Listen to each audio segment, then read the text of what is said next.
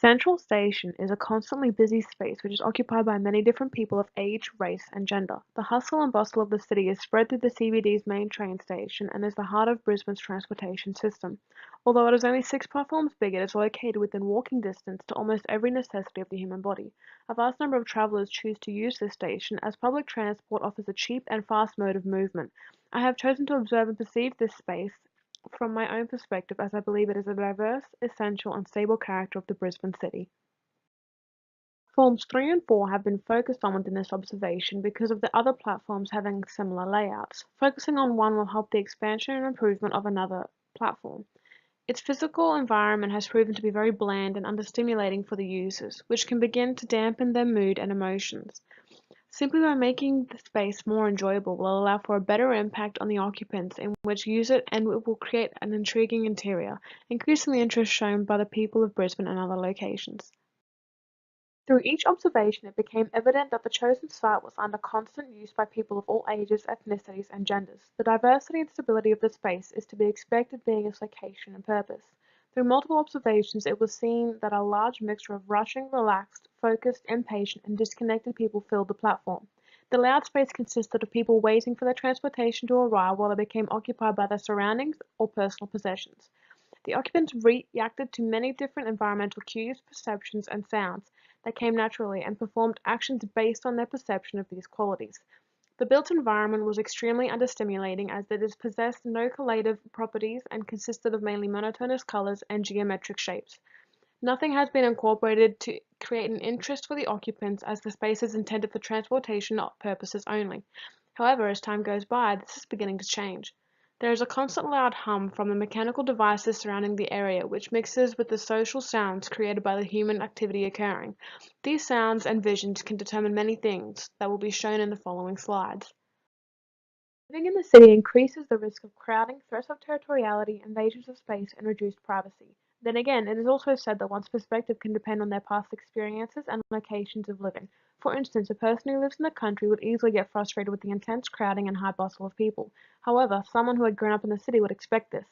Crowding within the platforms of 3 and 4 can be quite severe during peak hours. This failure to obtain or provide privacy then continues onto the train coming and going, as well as the escalators and stairs which transport occupants to another section of the train station. The given space is quite extensive and provides a large amount of space for those to stand and sit, mainly for the core purpose of waiting. At times, it can become difficult for people to move through the space and get to their intended destinations. Personal space and privacy is breached constantly. However, this can be expected from an urban environment which is prone to crowding and is an extremely dense environment. Within this space there is a social standard for those who are not wanting to walk up the escalator to stand to the left side, allowing a clear path for those who do want to walk up. Those who don't can cause an annoyance for others in a rush, which becomes obvious through their body language. The increased stress seen in a city life can also be the result of intense crowding, either through foot traffic, bicycles, or even car congestion. Many stress about getting to a location on time and will take risks within this dangerous environment which could affect others or themselves. The potential danger of crowding will usually only occur during peak hours, and some, myself included, take precautionary steps ahead of time to avoid set times. This platform is used by many people of all ages. Crowding can impact children and their cognitive development as well as their self-conception.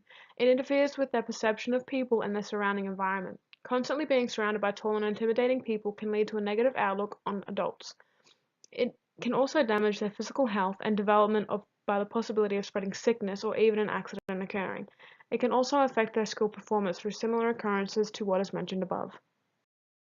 There are many markers which dictate forms of territoriality. Actions such as placing your belongings in the seat next to you to stop others from sitting within your personal space is one.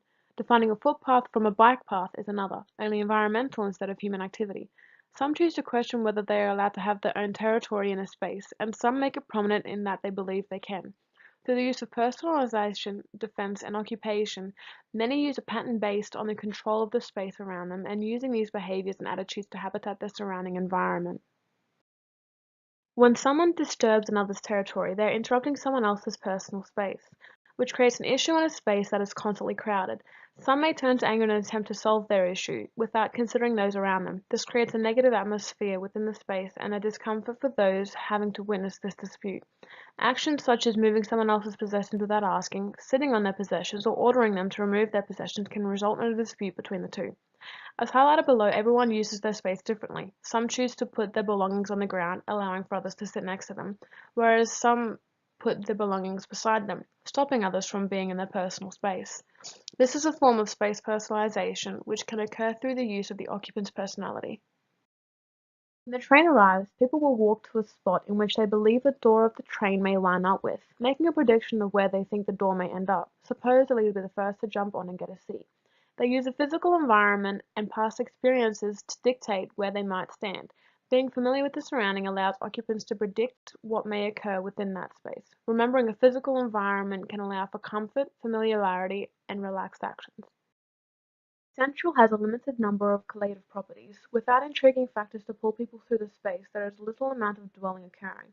Berlin's theory indicates that a space needs to have novelty, incongruity, complexity, and surprisingness to make the perceiver want to investigate further into the space. Central Station does not share these qualities, contributing to it being an understimulating space. A recent facelift was suggested to occur within this chosen site over the past few years. This will lift platforms 1 to 4 to be the same height as platforms 5 and 6, which were added in the renovations in 1996. This will allow for easier access for wheelchairs both on and off the trains. This is an example of an issue being noticed and resolved within the community to make the lives of every user easier. The space becoming more aesthetically pleasing will increase how the occupants will view it as an affordance. What Croom considers an intelligent building is that of high aesthetic quality. A building in which is pleasing to the eye will help dictate whether or not it will be inhabited by human activity or not. This will also determine how one interacts with the physical environment and how it may affect them.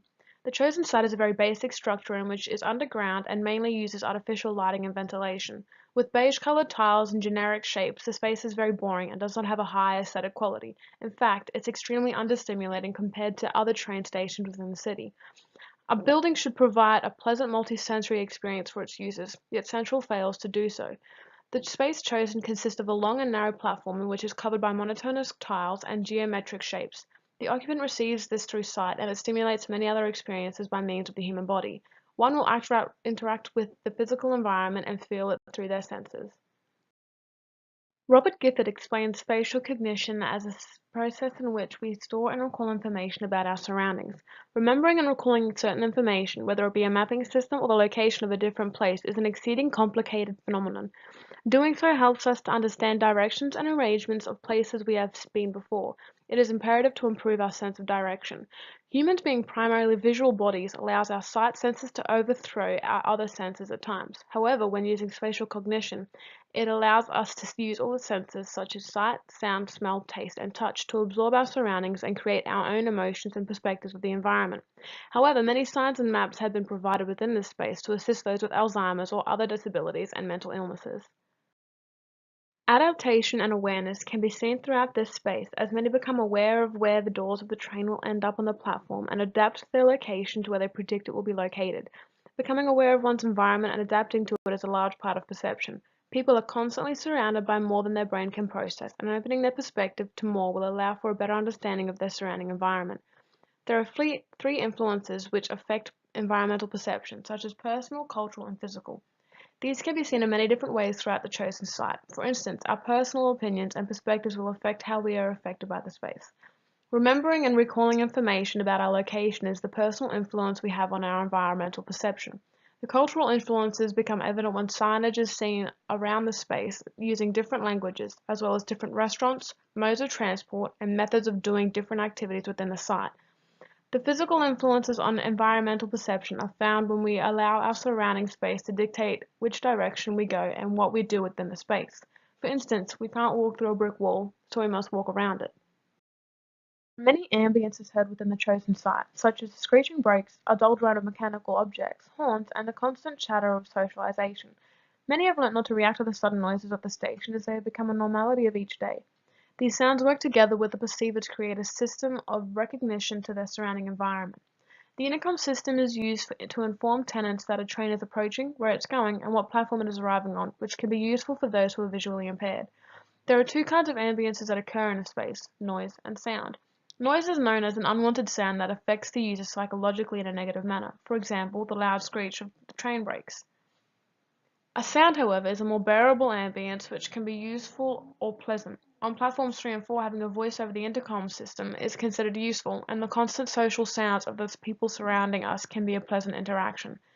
The intensity of that ambience can also affect users psychologically, so having the intercom system at a bearable level of decibels is a positive way of implementing sound into the space.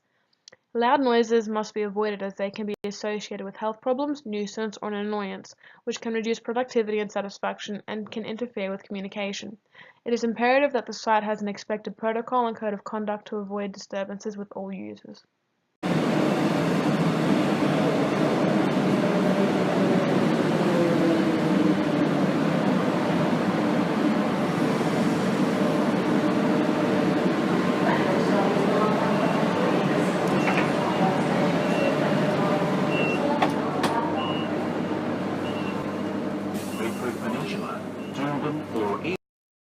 Recommendations listed on this slide are just a few short possibilities in which could help to improve the occupant's environmental perception, psychological, and psychosocial perspectives of the space.